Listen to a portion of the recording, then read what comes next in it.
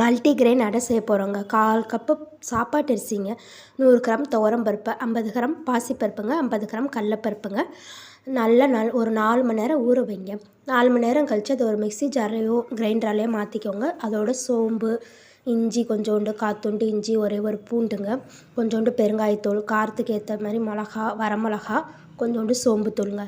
அதை சேர்த்து நல்லா அந்த மாவை அரைச்சிக்கோங்க.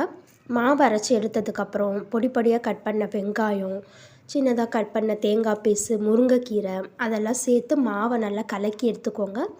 இந்த மாதிரி கலக்கி எடுத்து இந்த மாதிரி அடை வாத்துக்கோங்க. ஆயில் அப்ளை பண்ணிக்கோங்க. ஒரு சைடு வெந்ததுக்கப்புறமும் அப்படியே மீடியம் ஃப்ளேம்லேயே வச்சு வேக விடுங்க. ஒரு சைடு வெந்ததுக்கப்புறம் இன்னொரு சைடு திருப்பி போட்டு ஆயில் அப்ளை பண்ணுங்கள். நீங்கள் விருப்பப்பட்டு அதில் துருவின கேரட் கூட சேர்த்துக்கலாம். நல்லா ஹெல்த்தியாகவும் டேஸ்டியாகவும் இருக்குங்க. கண்டிப்பாக இந்த ரெசிபி நீங்கள் ட்ரை பண்ணி பாருங்கள். சைட் டிஷ் எதுவுமே தேவையில்லை. மறக்காமல் நம்ம காயத்ரிஸ் கிச்சன் சேனலையும் சப்ஸ்கிரைப் பண்ணிக்கலாம்.